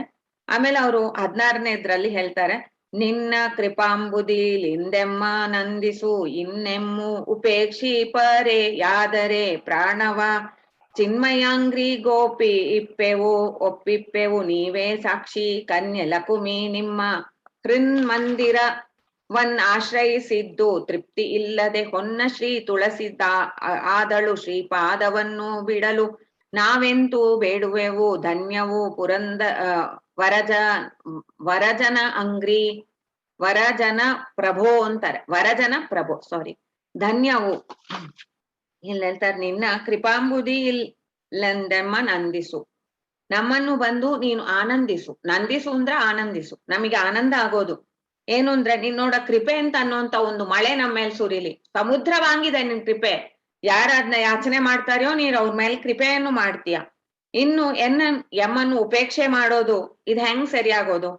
ಹಿಂಗ್ ಮಾಡಿದಿ ಅಂತಂದ್ರೆ ನಾವು ಪ್ರಾಣವನ್ನೇ ನಿನ್ ಪಾದದಲ್ಲಿ ಬಿಡ್ತೇವು ಅಂತಾರೆ. ನಿನ್ನೋಡ ಈ ಒಂದು ಉಪೇಕ್ಷೆ ನಮಗೆ ಇನ್ನೂ ತಡಿಯಾಕೆ ಸಾಧ್ಯ ಇಲ್ಲ. ನಮ್ಮ ಪ್ರಾಣವನ್ನೇ ನಿನ್ನ ಅಂಗ್ರಿಯಲ್ಲೇ ಒಪ್ಪಿಸುವೆವು ಅಂತಾರೆ. ಪ್ರಾಣವನ್ನು ಚಿನ್ಮಯ ಅಂಗ್ರಿಗೆ ಒಪ್ಪಿಸುತ್ತೇವು ನಿನಗೆ, ನೀನೇ ಸಾಕ್ಷಿ. ಕನ್ಯೆ ಲಕುಮಿ, ನಿಮ್ಮ ಹೃನ್ಮಂದಿರ. ಕನ್ಯಾ ಲಕ್ಷ್ಮಿ ಇದ್ದಾಳಲ್ಲ, ಅವಳು ನಿನ್ನ ಹೃದಯದಲ್ಲೇ ಅವಳಿಗೆ ಬಂದು ಅವಕಾಶ ಕೊಟ್ಟಿದ್ದಿ ನೀನು. ನಿನ್ನ ಹೃದಯದಲ್ಲೇ ಕೂತಿದ್ರೆ ಕೂಡ ಅವಳಿಗೆ ಆ ತೃಪ್ತಿ ಇಲ್ಲ. ಅವಳೇನ್ ಮಾಡ್ತಾಳೆ ಅಂದ್ರೆ ನಿನ್ ಪಾದದಲ್ಲೇ ಇರ್ತಾಳೆ, ನಿನ್ ಪಾದವನ್ನು ಸೇವೆ ಮಾಡ್ತಾ ಇರ್ತಾಳೆ. ನಿನ್ನ ವಕ್ಷಸ್ಥಳದಲ್ಲಿ ಆಶ್ರಯಿಸಿದ್ದ ಇವಳು ತೃಪ್ತಿ ಇಲ್ಲದೆ ಅವಳು ಮತ್ತೆ ತುಳಸಿ ಆದ್ಲು. ತುಳಸಿಯಲ್ಲಿ ಅವಳು ಸನ್ನಿಧಾನವನ್ನಿಟ್ಟು ನಿನ್ನನ್ನೇ ಪೂಜಿಸ್ತಾ ಇರ್ತಾಳೆ ಸದಾಕಾಲವು ಅಂತಾಳೆ. ಈ ತರ ನೀನ್ ಬಂದು ಇರೋಂತ ಸ್ವಾಮಿ ಅಂದ್ರೆ ಅವಳ ಮೇಲೆ ನೀನ್ ಇಷ್ಟೊಂದು ಕೃಪೆಯನ್ನು ತೋರುವಂತ ಹೇ ಸ್ವಾಮಿ, ನಿನ್ನ ಶ್ರೀಪಾದವನ್ನು ಬಿಡೋದಕ್ಕೆ ನಮಗೆ ನೀನ್ ಯಾಕೆ ಒಂದು ಆಜ್ಞೆಯನ್ನು ಮಾಡ್ತಾ ಇದ್ದಿ? ನಾವೆಂತೂ ಬಿಡುವೆವು. ಹಾಗೇನಾದ್ರೂ ನಾವ್ ಹೇಗ್ ಮಾಡಕ್ ಆಗೋದು? ನೀನು ಧನ್ಯವು ವರಜನ ಪ್ರಭು ಅಂತಾರೆ. ವರಜನ ಅಂತಂದ್ರೆ ಶ್ರೇಷ್ಠ ಜನರು ಅಂತ ಅರ್ಥ. ಯಾರು ಶ್ರೇಷ್ಠವಾಗಿರುವಂತ ಜನರು ಅವ್ರಿಗೆ ನೀನ್ ಪ್ರಭೋ ಅಂತಂದ್ರೆ ಯಾರು ಪ್ರಕೃಷ್ಟವಾದ ಭೂತಿ ಉಳ್ಳವ ಅಂತಂದ್ರೆ ಒಳ್ಳೆ ಸಾಮರ್ಥ್ಯ ಉಳ್ಳವ. ಅವನೋಡ್ ಸಾಮರ್ಥ್ಯ ಅಂತಂದ್ರೆ ಅದಕ್ಕೆ ತಿರಸ್ಕಾರವೇ ಇಲ್ಲ. ಯಾರು ಎಷ್ಟು ಸಮರ್ಥರಾಗಿದ್ರೆ ಅವ್ರಿಗಿಂತ ಸಮರ್ಥ ಅಂತಂದ್ರೆ ಭಗವಂತ. ಆದ್ರೆ ಭಗವಂತನ್ಗಿಂತ ಸಮರ್ಥ ಅಂತ ಅನ್ನೋಂಥವ್ ಯಾರುವೇ ಇಲ್ಲ. ಅಂತ ಒಂದು ಭೂತಿ ಉಳ್ಳವ ನೀನು. ನಿನ್ನೋಡ ಎತ್ತರವನ್ನು ಯಾರು ಕಂಡವರೇ ಇಲ್ಲ. ನಿನ್ನೋಡ ಎತ್ತರ ಅಂತ ಅನ್ನುವಂಥದ್ದು ಅದ್ರೊಳ ಒಂದು ಮಿತಿಯೇ ಇಲ್ಲ. ಅಂತ ಪ್ರಭು ನೀನು. ವರಜನರಿಗೆಲ್ಲ ನೀನು ಪ್ರಭು. ನಮ್ಮನ್ನು ಧನ್ಯರನ್ನಾಗಿ ಮಾಡು. ನೀನು ನಮ್ಮ ಕಡೆಗೆ ಒಂದು ಕರುಣಾ ನೋಟವನ್ನು ಹರಿಸು ಅಂತ ಅಂದ್ಬಿಟ್ಟು ಬೇಡ್ತಾ ಇದ್ದಾರೆ. ಇಂದೆಮ್ಮ ನಿಕರಿಸುವುದು ಧರ್ಮವೇ, ಇಂದಿರೆ ಅರಸ ಮೂಲೋಕ ಸುಂದರ, ಎಂದೆಂದೂ ಸರಿಮಿಗಿಲಿಲ್ಲ ಅಚ್ಚುತ. ಬಂದೆವು ತಪಸಿ ಇಂದೀಗ, ಹೊಂದಿಸು ಕೈಯ ನಮ್ ಉರೋಜಗಳಿಗೆ, ಇಂದೀವರೆ ಕ್ಷಣ ಪ್ರಸನ್ನ ವದನ ಎಂದು ಪ್ರಾರ್ಥಿಸಿದರ ಅಬಲೆಯರು, ದಯಾ ಸಿಂಧು ಮುಕುಂದ ಸಲಹೆಂದರು. ಅವಾಗ ಅವ್ರಂದ್ರು, ಇಂದು ಎಮ್ಮ ಈ ನಿಕರಿಸುವುದು ಧರ್ಮವೇ. ಅಂದ್ರೆ ನೀನು ನಮ್ಮನ್ನು ತಿರಸ್ಕರಿಸೋದು ಏನಾದ್ರೂ ಧರ್ಮ ಇದೆಯಾ ಇದ್ರಲ್ಲಿ? ಇಂದಿರೆ ಅರಸ, ಹೇ ಲಕ್ಷ್ಮಿ, ಇಂದಿರೆ ಅರಸ ಅಂತ ಕೂಡ ನೀನು ಸರ್ವ ಒಡೆಯ. ಅಂದ್ರೆ ನಿನ್ನನ್ನು ಇವಾಗ ಒಬ್ರನ್ನ ತಿರಸ್ಕಾರ ಮಾಡೋದಕ್ಕೆ ಎಷ್ಟೋ ರೀಸನ್ಸ್ ಇರತ್ತೆ. ಅದ್ರಲ್ಲಿ ಒಂದು ಅಂದ್ರೆ ನಮ್ಮ ಮನಸ್ಸಲ್ಲಿ ಹಂಗ್ ಪ್ರೇರಣೆ ಬಂದ್ರೆ ನಾವು ಹಂಗ್ ತಿರಸ್ಕಾರ ಮಾಡ್ತೇವು. ಇನ್ನೊಂದು ನಮ್ಗೆ ಅವರಲ್ಲಿ ಸರಿಯಾದ ತಿಳುವಳಿಕೆ ಇಲ್ಲ ಹಂಗ ನಾವು ಅವ್ರನ್ನ ತಿರಸ್ಕರಿಸ್ತೇವು. ಇನ್ನೊಂದೇನು ಅಂದ್ರೆ ಇನ್ಯಾರೋ ಒಬ್ರು ಬಂದು ನೀವು ಇವ್ರನ್ನ ತಿರಸ್ಕರಿಸ್ರಿ ಅಂತ ಹೇಳ್ಬಿಟ್ರೆ ನಾವ್ ಅದನ್ನ ಮಾಡ್ಲೇಬೇಕು, ರಾಜ ಹೇಳಿದ ಅಂತಂದ್ರೆ ಅವ್ರನ್ನ ಅವರು ಸಪೋರ್ಟ್ ಮಾಡಕ್ಕಿಲ್ಲ. ಆದ್ರೆ ನಿನ್ಗ ಅಂತ ಮಾರಿ ಪ್ರತಿಬಂಧಕ ಎಲ್ಲಿ ಯಾವ್ದಿದ್ಯಾ? ನಿನ್ನ ಇಚ್ಛೆ ಹಂಗ್ ಮಾಡಕ್ ಸಾಧ್ಯ ಇಲ್ಲಲ್ಲ, ಸಾಧ್ಯ ಇದೆ ಅಲ್ವಾ ಅಂತ ಅದಕ್ಕೆ ಇಂದಿರೆ ಅರಸ ಅಂದ್ರು. ಇಂದಿರೆಗೆ ಹಂಗೆ. ಇಂದಿರೆ ಅಂತಂದ್ರೆ ಅವಳ ಇಚ್ಛೆ ಬಂದಂಗ ಅವಳಂತಾಳೆ ಅಂಬ್ರಿಣಿ ಸೂಕ್ತದಲ್ಲಿ, ನಾನು ಒಂದ್ ಚುಟ್ಕಿಯಲ್ಲಿ ಬಂದು ಯಾರಿಗಾದ್ರೂ ಬ್ರಹ್ಮ ಪದವಿ ಕೊಡುವೆ, ಯಾರಿಗಾದ್ರೂ ವಾಯು ಪದವಿ ಕೊಡುವೆ ಅಂತಾಳೆ. ಅಷ್ಟು ಸಮರ್ಥಳ ಅವಳು. ಅಂತ ಇಂದ್ರಿಯಗ ಅರಸ ನೀನ್ ಎಂತ ಇಂದ್ರ ಅಂತಂದ್ರು. ಇಂದ್ರ ಅಂದ್ರೆ ಮಹೇಶ್ವರ್ಯ ಪೂರ್ಣನಾಗಿರೋಂತವ, ಸರ್ವ ಒಡೆಯತನ ನಿನ್ನಲ್ಲಿದೆ. ನೀನ್ ಇಚ್ಛೆ ಪಟ್ರೆ ಇವಾಗ ನೀವು ನನ್ನ ಈ ಕಾಮನವನ್ನು ತೀರ್ಸಕ್ ಸಾಧ್ಯ. ನೀನು ಮೂರ್ ಲೋಕದಲ್ಲಿ ಸುಂದರ ಅಂದ್ರೆ ಆನಂದ ಸ್ವರೂಪ ಅಂತ ಅರ್ಥ. ನಿನ್ನನ್ನು ನೋಡೋ ಮಾತ್ರಕ್ಕೆ ನಮಗೆ ಆನಂದ ಆಗ್ತಾ ಇದೆ. ಲೋಕದಲ್ಲೆಲ್ಲ ಆರಿಸಿದ್ರೆ ನಿನ್ನಂತ ಸುಂದರ ಯಾರೂ ಇಲ್ಲ, ಎಂದೆಂದೂ ಸರಿಮಿಗಿಲಿಲ್ಲ ನಿನಗೆ ಅಂತಂದ್ರು. ಅಂದ್ರೆ ಇಲ್ಲಿ ನೋಡ್ರಿ, ಅವನು ಕಾಮನೆಯಿಂದ ಅವ್ರು ಪ್ರೀತಿಸ್ತಾರೆ ಅಂತ ಒಂದು. ಆದ್ರೆ ಈ ಕಾಮದ ಹಿಂದೆ ಅವರಲ್ಲಿ ಎಷ್ಟು ಜ್ಞಾನ ಇದೆ ಅಂತ ಅನ್ನೋದನ್ನ ಕೂಡ ಇಲ್ಲಿಯೇ ತಿಳಿಯತ್ತೆ. ಯಾಕಂದ್ರೆ ಅವ್ರು ಏನ್ ಹೇಳ್ತಾರೆ, ಮೂರ್ ಲೋಕದಲ್ಲಿ ನಿನ್ನಂತ ಸುಂದರ ಯಾರಿದ್ದಾರೆ? ನೀನು ಇಂದಿರೆಗ ಅರಸನಾಗಿದ್ದಿ, ನೀನು ಬಂದು ಸರಿಮಿಗಿಲಿಲ್ಲದವ ಅಂತಂದ್ರು. ಸರಿಮಿಗಿಲು ಅಂತಂದ್ರೆ ಏನು? ಸರ್ವೋತ್ತಮ ಅಂತ ಅರ್ಥ. ನಿನ್ನಂತ ಅವರು ಒಬ್ರು ಇಲ್ಲ ಅಂತ ಅನ್ನೋದ್ನ ಆಚಾರ್ಯ ಮಧ್ವರ್ ಹೇಳಿದ ಮಾತು. ಅವ್ರೇನ್ ಹೇಳ್ರು, ನೀನು ನಿನ್ನಂತವ ಇನ್ನೊಬ್ಬ ಇಲ್ಲ ಅಂತ ಅನ್ನೋದಕ್ಕೆ ಅಷ್ಟಮರಸದಂಗೆ ನೀನು ಅಂತಂದ್ರು. ಲಕ್ಷ್ಮೀಕಾಂತ ಸಮಂತತೋ ಅಪಿ ಕಲಯನ್ ನೈವೇಶಿ ತುಷ್ಟೇ ಸಮಂ ಅಂತ ಬರುವಂತ ಶ್ಲೋಕದಲ್ಲಿ ಅವರು ಭಗವಂತನೋಡ ಮಹಿಮೆಯನ್ನು ನೀವು ಅನುಸರಿಸಿ ಆಲೋಚನೆ ಮಾಡಿ ಅಂತಾರೆ. ಯಾವ ಮಹಿಮೆ ಅಂತ ಅನ್ನೋದಕ್ಕೆ ಒಂದ್ ಸರಿಸಾಟಿ ಇಲ್ಲವೋ ಅದಕ್ಕೆ ಹೆಂಗ್ ಉತ್ತಮ ಇರೋದು? ಅದಕ್ಕೆ ಇಲ್ಲಿ ಸರಿ ಮಿಗಿಲಿಲ್ಲ ನಿನ್ಗೆ ಅಂತಾರೆ. 6 ರಸ ಇದೆ, 7ನೇ ರಸವೇ ಇಲ್ಲ ಅಂದ್ರೆ ಅಷ್ಟಮ ರಸ ಎಲ್ಲಿಂದ ಬರೋದು ಅಂದ್ರು. ಆತರ ನಿನ್ಗೆ ಸರಿ ಮಿಗಿಲೇ ಇಲ್ಲ, ಅಚ್ಯುತ ನೀನು ಅಂದ್ರು. ಅಚ್ಯುತ ಅಂತಂದ್ರೆ ದೇಶ ಕಾಲ ಮತ್ತೆ ಗುಣದಲ್ಲಿ ಚ್ಯುತಿ ಇಲ್ಲ ಅವನಿಗೆ. ದೇಶತಃ ಚ್ಯುತಿಯೇ ಇಲ್ಲ, ಕಾಲತಃ ಚ್ಯುತಿ ಇಲ್ಲ, ಮತ್ತೆ ಗುಣತಃ ಚ್ಯುತಿ ಇಲ್ಲ. ಬಂದೆವು ತಪಸಿ ಇಂದೀಗ. ಸೊ ಇಲ್ಲಿ ಬಂದು ಯಾರಾದ್ರೂ ಇವಾಗ ನಾವು ಮಾಡಿದ ನೆನಪನ್ನು ಮರ್ತು ಹೋದ್ರು ಅಂತಂದ್ರೆ ಅವ್ರು ನಮ್ಮನ್ನ ನಿರಾಕರಣೆ ಮಾಡ್ತಾರೆ. ಶಕುಂತಲ ಕಥೆಯಲ್ಲಿ ಇದು ಬರತ್ತೆ. ಅವನು ನನಗೆ ಗೊತ್ತೇ ಇಲ್ಲ ನಿನ್ನ ಅಂತಾನೆ. ನಿನ್ ಮಗ ಹೆಂಗ್ ನನ್ ಮಗ ಆಗುವ, ನಾನ್ ನಿನ್ನ ನೋಡಿದ್ದೇ ಇಲ್ಲ ಅಂದ್ರೆ ಅವನಿಗೆ ಒಂದು ಕಪಟ ಬುದ್ಧಿ ಇದ್ರೆ ಮಾಡೋರು, ಅವ್ರ ಹತ್ರ ಬಂದು ನೆನಪು ಸರಿ ಇಲ್ಲ ಅಂತಂದ್ರೆ ಮಾಡೋರು, ಇಲ್ಲ ಅವ್ರಿಗೆ ಯಾವ್ದೋ ಕಾಲ ಮೀರಿ ಹೋಯ್ತು ಅದ್ರಿಂದ ಅವ್ರಿಗೆ ಕಾಣಿಸ್ಲಾ ಅಂತ ಅವ್ರು ಮಾಡೋರು. ಆದ್ರೆ ನಿನ್ಗೆ ಈ 3 ಇಲ್ಲ ಅಂದ್ರು. ಅಚ್ಯುತ ಅಂತಂದ್ರೆ ಏನು? ನೀನು ಬಂದು ದೇಶತಃ ನಿಂಗೆ ಚ್ಯುತಿ ಇಲ್ಲ, ಕಾಲತಃ ನಿಂಗೆ ಚ್ಯುತಿ ಇಲ್ಲ. ಅಂದ್ರೆ ಒಂದು ಕಾಲದಲ್ಲಿ ನೀವು ಈ ಗೋಪಿಕೆಯರೇ ನನ್ಗೆ ಗೊತ್ತಿಲ್ಲ ಅಂತ ನೀನ್ ಹೇಳಕ್ ಆಗ್ಲಾರ್ದು. ಯಾಕಂದ್ರೆ ನೀನ್ ಕಾಲವಾಗಿ ನಮ್ಮನ್ನು ನೋಡ್ತಾ ಇದ್ದಿ. ನಮ್ಮ ಯಾವ ಜೀವದಲ್ಲಿ ನಾವು ತಪಸ್ ಮಾಡಿದೇವೋ ಅದ್ರ ಫಲವಾಗಿಯೇ ನಾವ್ ಇವಾಗ ಹುಟ್ಟಿದ್ದೇವು. ನೀನ್ ಅಚ್ಯುತ ಅಂತಂದ್ರು. ಅದಕ್ಕೆ ಗುಣತಃ ನಿಂಗ್ ಚ್ಯುತಿ ಇಲ್ಲ, ಯಾಕಂದ್ರೆ ನೀನ್ ಕಪಟದಿಂದ ಮಾಡ್ಲಾರಿ, ಬೇಕು ಅಂತ ಯಾರಿಗೂ ನೀನ್ ನೋವು ಮಾಡ್ಲಾರಿ. ಅಂತ ವರಜನಗೆ ನೀನ್ ಪ್ರಭುವಾಗಿರುವಂತ ಸ್ವಾಮಿ ನೀನು. ಅದ್ ನಾನ್ ತಪಸ್ಸಿಂದಾಗಿ ನಾವ್ ಇಲ್ಲಿ ಬಂದಿದ್ದೆವು. ಎಷ್ಟೋ ನಿನ್ನನ್ನು ಪ್ರೀತಿ ಮಾಡಿ ಈ ಸ್ಥಾನಕ್ಕೆ ಬಂದು ನಾವು ತಲುಪಿದೆವು. ಇವಾಗ ನೀನು ನಿನ್ನ ಕೈಯಿಂದ ನಮ್ಮನ್ನು ನೀನು ಬಂದು ಸ್ಪರ್ಶ ಮಾಡು ಅಂತಾರೆ. ಸ್ಪರ್ಶ ಮಾಡಿ ನಮ್ಮ ಈ ಕಾಮನೆಯನ್ನು ಬಂದು ನೀನು ಪೂರೈಸು ಅಂತ ಹೇಳಿ ಈ ಕ್ಷಣವೇ ನೀನು ಬಂದು ನಮ್ಗೆ ಈ ಅನುಗ್ರಹವನ್ನು ಮಾಡ್ಬೇಕು ಅಂತ ಪ್ರಸನ್ನವದನ ಎಂದು ಪ್ರಾರ್ಥಿಸಿದರು ಅಬಲೆಯರು.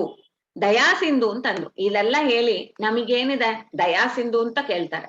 ಅಂದ್ರೆ ನಾವು ತಪಸ್ ಮಾಡಿದ್ದೆವು, ನೀನ್ ಬಂದು ನಮ್ಗೆ ವಾಕನ್ನು ಕೊಟ್ಟಿದ್ದಿ, ಮುಂದೆ ನಿಮಗೆ ಬಂದು ನಾನು ನೀವು ಅಪೇಕ್ಷೆ ಪಡ್ತಿರೋ ಅಂತ ಅಂಗಸಂಗವನ್ನು ಕೊಡ್ತೀನಿ ಅಂತ ನೀನ್ ಹೇಳಿದ್ದಿಲ್ಲ, ಇವಾಗ ಕೊಡು ಅಂತ ವಸೂಲಿ ಮಾಡಾಕ್ ನಾವ್ ಯಾರು ಅಂತಂದ್ರು. ನೀನು ದಯೆಯಿಂದ ಕೊಟ್ರೆ ನಾವು ತಿನ್ನೋಂತವ್ರು, ನಾವು ಭಿಕ್ಷುಕರು ನಿನ್ ಮುಂದೆ ಅಂತಂತಾರೆ. ದಯಾ ಸಿಂಧು ಮುಕುಂದ ಸಲಹೆಂದರು, ನೀನು ಮೋಕ್ಷವನ್ನು ಕೊಡೋಂತ ಸ್ವಾಮಿ. ಅಂದ್ರೆ ಈ ಸಲದಲ್ಲಿ ಅವರು ತಮ್ಮನ್ನು ಅರ್ಪಣೆ ಮಾಡ್ಕೋತಾ ಇದ್ದಾರೆ. ಆ ಅರ್ಪಣೆಗೆ ಬಂದು ಭಗವಂತ ಕೊಡೋಂತದ್ದೇನು ಫಲ ಅಂತಂದ್ರೆ ಮೋಕ್ಷ. ಅವ್ರಿಗೆ ಮೋಕ್ಷವನ್ನು ಕೊಡೋಂತ ಸ್ವಾಮಿ ನೀನು ಅಂತಾರೆ.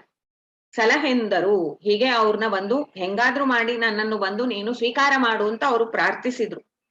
ಅವಾಗ ಏನ್ ಮಾಡಿದ ಅಂತಂದ್ರೆ, ಅವಾಗ ಕೃಷ್ಣನೋಡ ಒಂದು ಮಹಿಮೆಯನ್ನು ಕೂಡ ನಾವು ಅನುಸಂಧಾನ ಮಾಡ್ಕೊಂಡು, ಈ ಅವನು ಯಾಕೆ ಅವ್ರನ್ನ ಮುಟ್ಟಿದ, ಯಾಕೆ ಅವರೋಡ ಅಪೇಕ್ಷೆಯನ್ನು ಅವನು ಪೂರೈಸ್ದ ಅಂತಂದ್ರೆ, ಅವನು ಕೂಡ ಒಂದು ಕಾಮುಕನ, ಇಷ್ಟೊಂದು ಹೆಣ್ಮಕ್ಕಳನ್ನು ಮುಟ್ಟಿ ಆನಂದ ಪಟ್ಟಣ ಅಂತ ಅನ್ನೋಂತ ಒಂದು ಸಂಶಯ ನಮಗ್ ಬರ್ಬಾರ್ದು ಅಂತ ಅನ್ನೋದಕ್ಕೆ ಅಲ್ಲಿ ಇವನು ಭಾಗವತದಲ್ಲಿಯೂ ಇದೆ. ಅಂದು ಯೋಗೇಶ್ವರೇಶ್ವರ ದಯಾಂಬುದಿ ಇಂದು ಮುಖೇರ ರಮಿಸಿದ ಸ್ವರಮಣ ಮಂದಸ್ಮಿತ ಈ ಕ್ಷಣ ರೋಚಿಯಿಂದ ಅಚ್ಯುತ ಇಂದು ಭಾವೆಯರ ಮಧ್ಯದಲ್ಲಿ ಚಂದಾದ ವೈಜಯಂತಿ ಕೊರಳಿಂದ ಗೋಪೇರ ವೃಂದದಿ ರಾಜೀವ ನೀಲೋತ್ಫಲ ಕುಸುಮ ಗಂಧ ಮಾರುತ ನೆಡೆ ಗಾನ ಕೇಳಿ ಕುಂದರದನೆಯರ ನಂದದಿಂದ. ಅವಾಗ ಕೃಷ್ಣ ಇವರೋಡ ಪ್ರಾರ್ಥನೆಯನ್ನು ಸ್ವೀಕಾರ ಮಾಡಿದ. ಅಂದು ಯೋಗೇಶ್ವರ ಈಶ್ವರ, ಯೋಗಕ್ಕೆ ಈಶ್ವರನಾಗಿರೋಂತವ ಯೋಗೇಶ್ವರ. ಆ ಯೋಗೇಶ್ವರನಿಗೆ ಈಶ್ವರ ಅಂದ್ರು ಯೋಗೇಶ್ವರೇಶ್ವರ ಅಂತಂದ್ರೆ ಸರ್ವೋತ್ಕೃಷ್ಟವಾದ ಯೋಗದಲ್ಲಿರುವಂತವ. ಯೋಗ ಅಂತಂದ್ರೆ ಏನು ಜನರಿಗೆ ಹೇಳಿಕೊಡ್ತಾನ ಕೃಷ್ಣ. ಸಮತ್ವಂ ಯೋಗಂ ಉಚ್ಚತೆ ಅಂತ. ಸಮತ್ವಂ ಅಂತಂದ್ರೆ ಏನು ಅಂದ್ರೆ ಏನು ಅಂತನ್ವಾಗ ಅವನು ಹೇಳ್ತಾನ, ನೀನು ಬಂದು ಒಂದು ದೊಡ್ಡದು ಒಂದು ಚಿಕ್ಕದು ಯಾವ್ದೋ ಒಂದ್ ಆದ್ರೆ ಅದ್ ಸರಿ ಸಂತೋಷ, ಆಗದೆ ಹೋದ್ರೆ ದುಃಖ, ಇಂಥದ್ದೆಲ್ಲ ಇರ್ಲಂಗಿರೋದೇ ತಾನು ಯೋಗ ಅಂತಂದ. ಅಂದ್ರೆ ಯಾವ್ದೋ ಒಂದ್ರಿಂದ ನಾವು ಪರಿಣಾಮವೋ ವಿಕಾರವೋ ಹೊಂದೋದು ಅಂತ ಅರ್ಥ. ಹೊಂದೋದು ಅಂತ ಅನ್ನೋದು ಇರ್ಲಂಗಿದ್ರೆ ಅದ್ ಯೋಗ ಅಂತಂದ. ಅಂತ ಯೋಗದಲ್ಲಿ ಈಶ್ವರ ಇವನು. ಯಾಕೆಂದ್ರೆ ಈಶ್ವರ ಅಂದ್ರೆ ಏನು, ಈಶ್ವರ ಅಂತಂದ್ರೆ ಒಡೆತನ ಅಂತ ಅರ್ಥ. ಯಾರಾದ್ರೂ ಒಂದು ಯೋಗಿ ಇದ್ದಾನ ಅಂತ ಇಟ್ಕೊಳ್ಳಿ, ಆ ಯೋಗಿಗ ಯೋಗತ್ವವನ್ನು ಕೊಟ್ಟವನೇ ಯೋಗೇಶ್ವರ. ಆ ಯೋಗೇಶ್ವರ ಅಂತ ಅನ್ನೋಂತ ಲೆವೆಲ್ ಅಲ್ಲಿ ನಾವು ಮನಸ್ಸೋಡ ಅಭಿಮಾನಿನ ಇಡ್ಬೋದು. ರುದ್ರದೇವರು ಅವ್ರ ದಾಸರಾಯರೆಲ್ಲ ಹೇಳ್ತಾರೆ, ನೀನು ಪರಮಾತ್ಮನಲ್ಲಿ ನನಗೆ ಮನಸ್ಸು ಕೊಡು ಹರಿಯಲ್ಲಿ ಶಂಭೋ ಅಂತ. ಸೊ ಅವನ್ ಕೊಟ್ಟ ಅಂದ್ರೆ ನಮ್ಮ ಮನಸ್ಸು ಯೋಗ. ಯೋಗ ಅಂದ್ರೆ ಭಗವಂತನಲ್ಲಿ ಲಯ ಹೊಂದತ್ತೆ, ಭಗವಂತನಲ್ಲಿ ಅದು ಹೋಗತ್ತೆ. ಅಂತ ರೀತಿಯಲ್ಲಿ ಮಾಡುವಂತ ಯೋಗೇಶ್ವರನಾಗಿ ರುದ್ರ ಇರ್ಬೋದು, ಇಲ್ಲ ಮುಖ್ಯ ಪ್ರಾಣ ಇರ್ಬೋದು. ಮುಖ್ಯ ಪ್ರಾಣ ನೋಡ ಅನುಗ್ರಹ ಇದ್ರೆ ಮಾತ್ರ ನಮಗ್ ಬಂದು ವಾಕಂತ ಅನ್ನುವಂಥದ್ದೇ ಭಗವಂತನ ಕಡೆಗೆ ಹೋಗೋದು ಅಂತಾರೆ. ಅವನೇ ಸಮೀರ, ಸದಾ ಕಾಲವೂ ಭಗವಂತನ ಎಡೆಗೆ ಹೋಗುವಂತವ. ಅಂತ ಯೋಗೇಶ್ವರನಿಗೆ ಈಶ್ವರ ನೀನು ಅಂತಾರೆ. ಯಾರ್ಯಾರು ಯೋಗೇಶ್ವರರಿದ್ದಾರೆಯೋ ಅವರೆಲ್ಲರಿಗೂ ಕೂಡ ಈಶ್ವರ ನೀನು. ನೀನು ದಯಾಂಬುದಿ. ಎಷ್ಟು ದೊಡ್ಡ ಸಾಮ್ರಾಟ ಇದ್ರೆ ಕೂಡ ಆ ಸಾಮ್ರಾಟ್ ಬಂದು ದಯಾ ಸಿಂಧು ಅಂತ. ಇಲ್ಲಿ ಚಿಂತನೆ ಮಾಡುವಂತದ್ ಯಾರು, ಇವರು ದಾಸರು ಬಂದು ಹೇಳ್ತಾ ಇದ್ದಾರೆ ಏನಾಯ್ತು ಅಂತ. ಇಲ್ಲಿ ಏನ್ ಸಂಬಂಧ, ಇಲ್ಲಿ ಕೃಷ್ಣ ಬಂದು 6.5 ವರ್ಷ ಹುಡುಗ, ಗೋಪಿಕೆಯರು ಇಲ್ಲಿ ಇದ್ದಾರೆ, ಅವರು ಈ ಪ್ರಾರ್ಥನೆಯನ್ನು ಮಾಡ್ತಾ ಇದ್ದಾರೆ. ಅದಕ್ಕೆ ಕೃಷ್ಣ ಬಂದು ಅವರಿಗೆ ಅವರೋಡ ಪ್ರಾರ್ಥನೆಯನ್ನು ಅವನು ಹೋಗೋಡ್ತಾ ಇದ್ದಾನ ಅಂತ ಅನ್ವಾಗ ಅವ ಯಾರು ಅಂತ ಹೇಳ್ತಾರೆ. ಈ ಕೃಷ್ಣ ಯಾರು ಗೊತ್ತಾ, ಅವನು ಈ ನಂದಗೋಪನಿಗೆ ಮತ್ತೆ ಯಶೋದೆಗೆ ಹುಟ್ಟಿದ ಅಥವಾ ದೇವಕಿಗೆ ಹುಟ್ಟಿದ ಮಗ ಅಲ್ಲ. ಅವನು ಬಂದು ಯೋಗೇಶ್ವರೇಶ್ವರ ಅಂತಂದ್ರು. ಅವನು ಬಂದು ದಯಾಂಬುದಿ. ಇಷ್ಟು ಈಶ್ವರ ಐಶ್ವರ್ಯತನ ಒಡೆತನ ಇರುವಂತ ಪರಮಾತ್ಮ ದಯೆಯಿಂದ ಕೂಡಿರೋಂತವ ದಯಾಂಬುದಿ.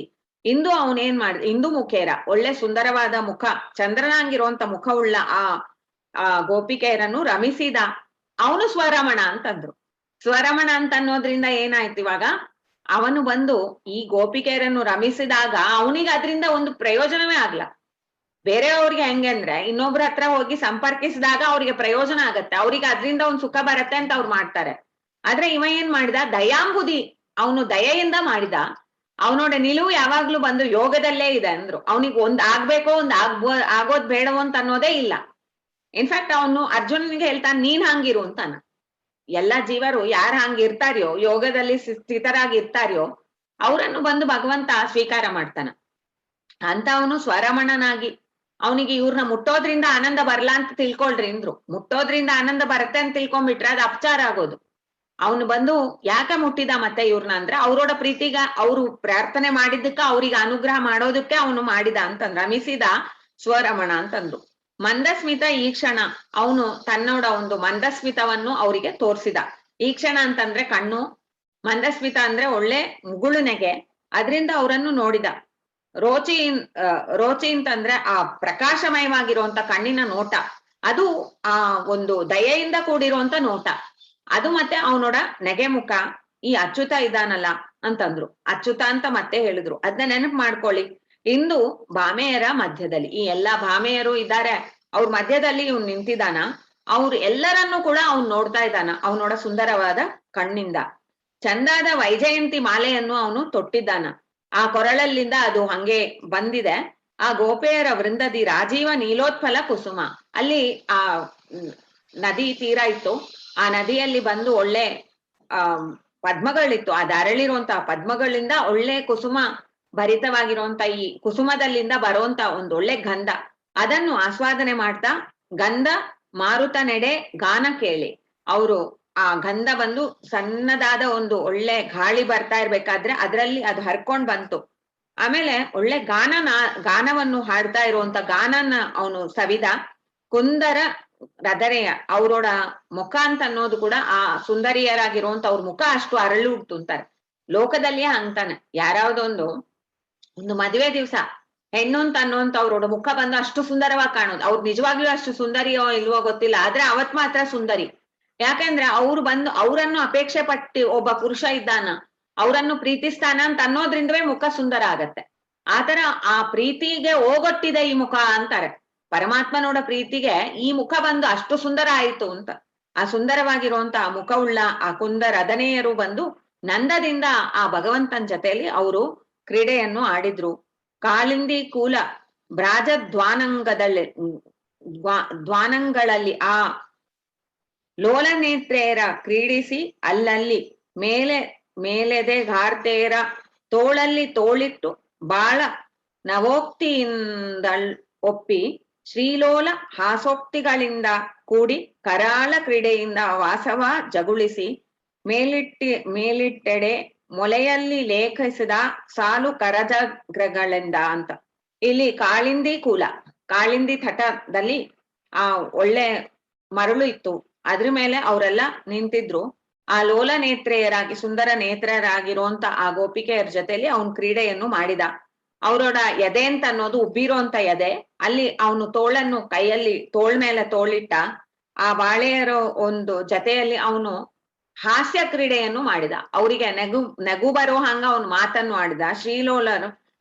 ಶ್ರೀಲೋಲ ಹಾಸೋಕ್ತಿಗಳಿಂದ ಒಳ್ಳೆ ಮಾತುಗಳನ್ನು ಆಡಿದ. ಆ ಮಾತು ಅಂತ ಅನ್ನುವಂಥದ್ದು ಹಾಸ್ಯವನ್ನು ಅವರಲ್ಲಿ ಉಂಟು ಮಾಡಿತು. ಅವರು ಅವನನ್ನು ಮಾತಾಡಿಸಿ ನಗ್ತಾ ಅವನಿಂದ ಸಂತುಷ್ಟರಾಗಿ ಅವನು ತೋಳ್ ಮೇಲೆ ಕೈಯನ್ನು ಹಾಕೊಂಡು ಆಡ್ತಾ ಇದ್ರು ಅಂತಂದ್ರು. ಆ ತರ ಭಗವಂತ ಬಂದು ಅವರೋಡ ಒಂದು ಎದೆಯಲ್ಲಿ ಕೂಡ ಅವನು ಕೈಯನ್ನು ಇಟ್ಟು ಅವರಿಗೆ ಆನಂದವನ್ನು ಕೊಟ್ಟ ಅಂತಂದು ಹೇಳಿದ್ರು. ಅದಾದ್ಮೇಲೆ ಅವ್ರು ಹೇಳ್ತಾರೆ, ಈ ಕಾಮಾಗ್ನಿಯನ್ ತಪ್ತರ ಆಮೆಯರಿಗೆ ಪೂರ್ಣ ಕಾಮ ಮನ್ನಿಸಿದರೆ ಮತ್ತರಾದರು ಅವರು.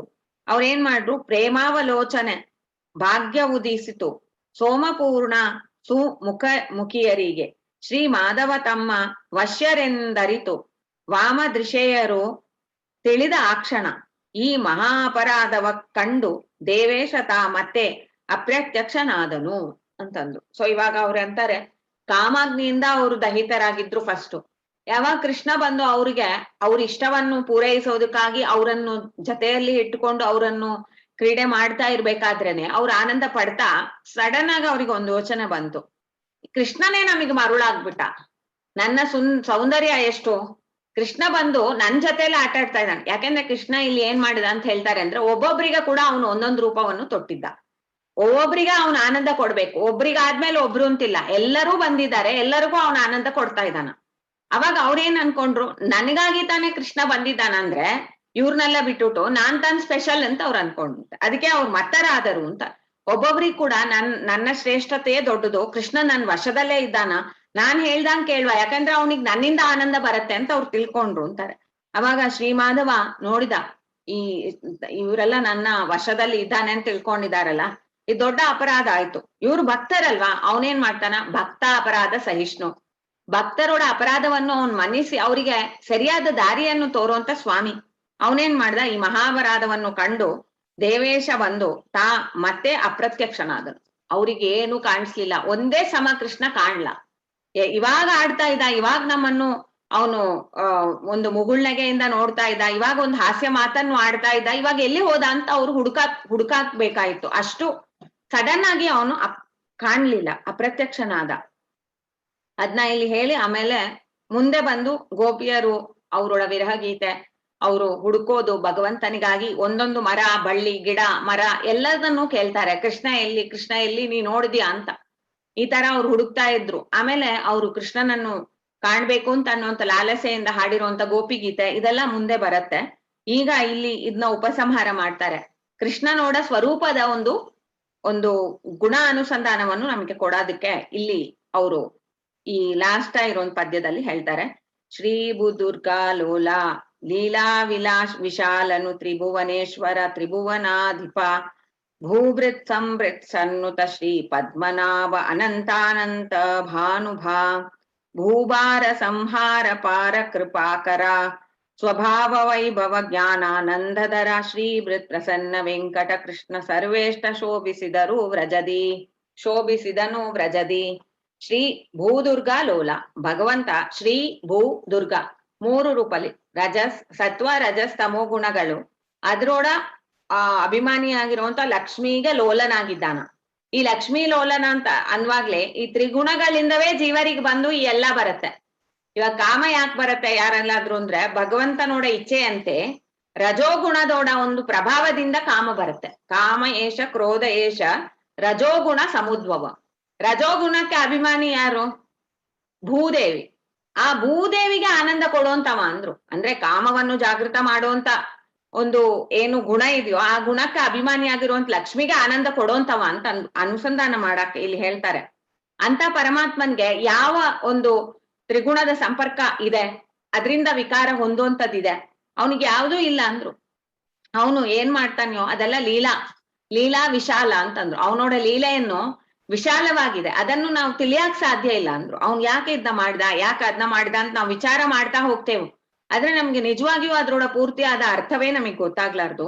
ತ್ರಿಭುವನ ಈಶ್ವರ, ತ್ರಿಭುವನಕ್ಕೆ ಅವನೇ ಈಶ್ವರ, ಸ್ವಾಮಿ ಅವನು ಅಂದ್ರು. ತ್ರಿಭುವನ ಆದಿಪ ಅಂದ್ರೆ ತ್ರಿಭುವನಕ್ಕೆ ಅಧಿಪನಾಗಿದ್ದಾನ. ಅಧಿಪ ಅಂತಂದ್ರೆ ಅಂದ್ರೆ ಪಾಲನೆ ಮಾಡುವಂತವ, ಅಂದ್ರೆ ರಕ್ಷಣೆ ಮಾಡುವಂತವ, ಪತಿ ಸ್ವಾಮಿ ಆಗಿರುವಂತವ. ಅಲ್ಲಿ ಏನು ಅಂದ್ರೆ ಹಂಗೆಂತ ಅನ್ನುವಂತ ಒಂದೇ ಒಂದು ಉಪಸರ್ಗ ಇದೆ. ಅದು ಬಂದು ಏನ್ ಹೇಳ್ತಾ ಅಧಿಕೃತವಾಗಿ ಇನ್ಯಾರು ಕೂಡ ಆ ತರ ಇಲ್ಲ ಅಂತ ಅನ್ನೋದ್ನ, ಅವನ ಬಿಟ್ಟು ಬೇರೆ ಯಾರು ಪಾಲನೆ ಮಾಡೋಂತವ್ರಿಲ್ಲ. ಹಾಗಾದ್ರೆ ಹೇಗ್ ನೀವ್ ಹಂಗಂತ್ರಿ? ಇನ್ನೊಂದ್ ರಾಜ ಇದ್ದಾನಲ್ಲ, ನಮ್ಗೆ ಇವಾಗ ಒಂದ್ ರಾಜ ಇದ್ದಾನ, ಅವನು ಪಾಲನೆ ಮಾಡ್ತಾನ, ಅವನು ರಕ್ಷಣೆ ಮಾಡ್ತಾನ ಅಂದ್ರೆ ಅವನಿಗೆ ಬಂದು ಕಾಲದೇಶತಃ ಅವನಿಗೆ ಚ್ಯುತಿ ಇದೆ, ಗುಣತಃ ಅವನಿಗೆ ಚ್ಯುತಿ ಇದೆ. ಅವನಿಗೇನ್ ಗೊತ್ತಿದೆ? 1-2 ಜನ ಬರ್ತಾರೆ, ಇಬ್ರಲ್ಲಿ ಒಬ್ಬ ಅಂತ ಇವನೇ ದುಷ್ಟ, ಅವನು ಬಂದು ಒಳ್ಳೆಯವ ಅಂತ. ಈ ರಾಜನಿಗೆ ಹೇಗ ಅವನಿಗೆ ತೀರ್ಮಾನ ಮಾಡಕ್ ಸಾಧ್ಯ? ಅವನ್ ವಿಚಾರ ಮಾಡ್ತಾನ, ವಿಟ್ನೆಸ್ ಕರಿತಾನ, ಎಲ್ಲಾ ಮಾಡ್ತಾನ, ಕೊನೆಗೆ ಒಂದ್ ತೀರ್ಮಾನಕ್ ಬರ್ತಾನ. ಆದ್ರೆ ಆ ತೀರ್ಮಾನ ಸರಿ ಇರ್ಬೇಕು ಅಂತ ಏನೂ ಇಲ್ಲ. ಯಾಕಂದ್ರೆ ಅವನಿಗೆ ಕಾಲತಃ ಚ್ಯುತಿ ಇದೆ, ದೇಶತಃ ಚ್ಯುತಿ ಇದೆ ರಾಜನಿಗೆ. ಅವನಿಗೆ ಆ ಕಾಲದಲ್ಲಿ ಅವನಿಲ್ಲ, ಆ ಯಾವ ಒಂದು ಅನ್ಯಾಯ ನಡೀತೋ ಆ ಕಾಲದಲ್ಲಿ ಅವನಲ್ಲಿ ಪ್ರೆಸೆಂಟ್ ಆಗಿಲ್ಲ.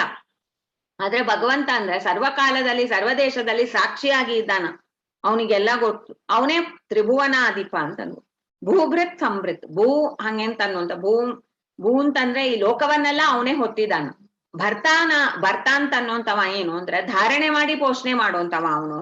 ಸಂಭೃತ್ತು ಇದನ್ನ ಬಂದು ಅವನ್ ಮಾಡ್ತಾನಲ್ಲ, ಚೆನ್ನಾಗಿ ಮಾಡ್ತಾನ ಅಂದ್ರು. ಸಮ್ಯಕ್ ವೃತ್, ಭರ್ತವಾಗಿ ಇದ್ದಾನ, ಎಲ್ಲವನ್ನು ಧಾರಣೆ ಮಾಡಿ ಪೋಷಣೆ ಮಾಡ್ತಾ ಇರ್ಬೇಕಾದ್ರೆ ಕೂಡ ಅವನ್ ಅದ್ರಿಂದ ಏನು ಅಪೇಕ್ಷೆ ಪಡಲ್ಲ, ಅದ್ರಿಂದ ಅವನ್ ಅಂಟನ್ನು ಪಡೆಯಲ್ಲ.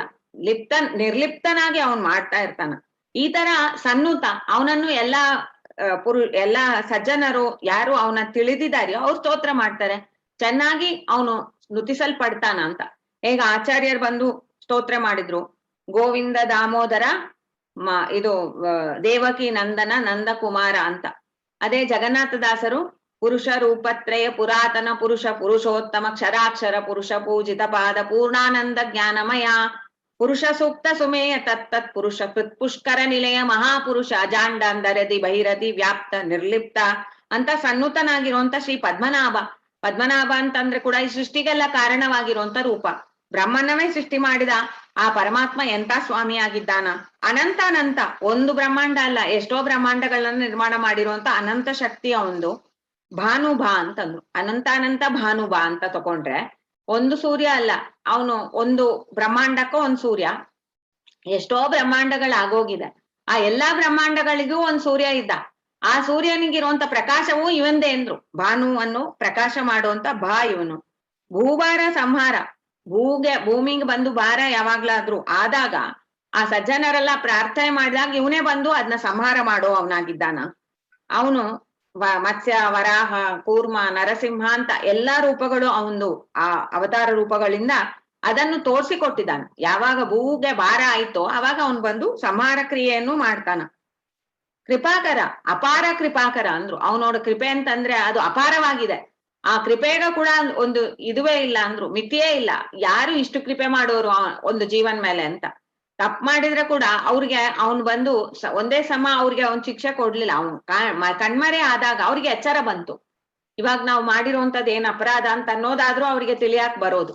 ಆತರ ಭಗವಂತನೋಡ ಕೃಪೆಯಿಂದವೇ ಅವನು ಸಜ್ಜನರಿಗೆ ಏನಾದ್ರೂ ಒಂದು ಕಷ್ಟವೋ ನೋವೋ ಬಂದ್ರೆ ಅದು ಅವನ ಅಪಾರ ಕೃಪೆಯಿಂದ ತಾನು ಬರುತ್ತೆ. ಸ್ವಭಾವ ವೈಭವ, ಅವಂದು ಸ್ವಭಾವ. ಭಾವ ಅಂತಂದ್ರೆ ಜ್ಞಾನ ಅಂತ ಅರ್ಥ. ಸ್ವ ಅಂತಂದ್ರೆ ಸ್ವತಂತ್ರವಾದ ಜ್ಞಾನ ಉಳ್ಳವ. ವೈಭವ ಅವಂದು ಅಂತಂದ್ರು. ವೈಭವ ಅಂತಂದ್ರೆ ಅವನೋಡ ಆಡಳಿತವೇ ಎಲ್ಲಾ ಕಡೆಗೂ ನಡುತ್ತೆ. ಇಚ್ಛೆಯಿಂದವೇ ಎಲ್ಲವನ್ನು ನಡೆಸ್ತಾನ. ಜ್ಞಾನಾನಂದಧರ, ಅವನು ಜ್ಞಾನ ಮತ್ತೆ ಆನಂದವನ್ನು ಧಾರಣೆ ಮಾಡಿದ್ದಾನ ಅಂತಂದ್ರು. ಬೇರೆ ಅವ್ರಿಗೆ ಅವನು ಧಾರಣೆ ಮಾಡಿರೋದ್ರಿಂದ ಅವ್ನ ಜ್ಞಾನ ಮತ್ತೆ ಆನಂದ ಇರತ್ತೆ. ಇಲ್ಲಾಂದ್ರೆ ಯಾರಿಗೂ ಇಲ್ಲ. ಜ್ಞಾನ ಅಂತ ಅನ್ನೋದೇ ಧಾರಣೆ ಮಾಡುವಂತವ. ಜ್ಞಾನ ಅಂತ ಅನ್ನೋದು ಬೇರೆ ಯಾರಿಗೂ ಕೂಡ ಧಾರಣೆ ಮಾಡೋನ್ ಶಕ್ತಿ ಇಲ್ಲ. ಅವನು ಧಾರಣೆ ಮಾಡಿಸ್ದ ಅಂದ್ರೆ ಅವ್ರಿಗೊಂದು ಹೊಳಿಯುತ್ತೆ. ಶ್ರೀಭೃತ್, ಶ್ರೀಯನ್ನು ಕೂಡ ತನ್ನ ಎದೆಯಲ್ಲಿ ಹೊತ್ತಿರುವಂತ ಆ ಪ್ರಸನ್ನ ವೆಂಕಟ ಕೃಷ್ಣ ಸರ್ವೇಷ್ಟ ಶೋಭಿಸಿದನು ಬ್ರಜದಿ. ಅವನು ಸರ್ವ ಇಷ್ಟ. ಸರ್ವೇಷ್ಟ ಅಂದ್ರೆ ಎಲ್ಲರಿಗೂ ಕೂಡ ಇಷ್ಟವಾದವ, ಅಂದ್ರೆ ಸಜ್ಜನರಿಗೆ ಇಷ್ಟವಾದವ. ಅವನಿಗೆ ಯಾವಾಗ್ಲೂ ಬಂದು ಇಷ್ಟ ಅಂತ ಅನ್ನುವಂಥದ್ದು ಒಂದು ಪೂರ್ತಿ ಮಾಡ್ಕೊಳಕ್ಕೆ ಬೇಕಾಗಿಲ್ಲ, ಅಷ್ಟು ಪೂರ್ಣವಾಗಿರುವಂತ ಇಷ್ಟ ಉಳ್ಳವ. ಅವನು ಶೋಭಿಸಿದನು, ಲೋಕದಲ್ಲಿ ಬಂದು ಶೋಭಾಯಮಾನವಾಗಿ ಅವನು ಆ ವ್ರಜದಲ್ಲಿ ನಿಂತಿರುವಾಗ ಅವನು ಎಲ್ಲಿದ್ದಾನ ಅಂತ ಅವ್ರಿಗೆ ಕಾಣ್ಲಿಲ್ಲ. ಆದ್ರೆ ಅವರಿಗೆ ಆ ಕೃಷ್ಣನೋಡ ನೆನಪು, ಕೃಷ್ಣನೋಡ ಮಾತು, ಕೃಷ್ಣನೋಡ ಸ್ಪರ್ಶ, ಇದನ್ನು ಬಂದು ಅವರು ನೆನಪು ಮಾಡ್ತಾ ಇದ್ದಾರೆ ಅಂತ ಅಲ್ಲಿ ಶೋಭಾಯಮಾನವಾಗಿ ವ್ರಜದಲ್ಲಿ ಭಗವಂತನೋಡ ಈ ಲೀಲೆ ಇದೆ ಅಂತ ಅನ್ನೋದನ್ನ ಹೇಳ್ತಾ ಈ ಪದ್ಯವನ್ನು ಅವರು ಆ ಪ್ರಸನ್ನ ವೆಂಕಟ ಕೃಷ್ಣನಿಗೆ ಸಮರ್ಪಣೆ ಮಾಡಿದ್ದಾರೆ. ಇದನ್ನು ನಾವು ಸಮರ್ಪಣೆ ಮಾಡೋಣ. ಮತ್ ಗುರುವಂತರ್ಗತ ಭಾರತೀ ರಮಣ ಮುಖ್ಯ ಪ್ರಾಣಾಂತರ್ಗತ ಶ್ರೀ ಗೋಪಾಲಕೃಷ್ಣ ಪ್ರೇರಣ್ಯ ಗೋಪಾಲಕೃಷ್ಣ ಪ್ರೀತ್ಯರ್ಥಂ ಶ್ರೀಕೃಷ್ಣಾರ್ಪಣಮಸ್ತು. ಹರೇ ಶ್ರೀನಿವಾಸ.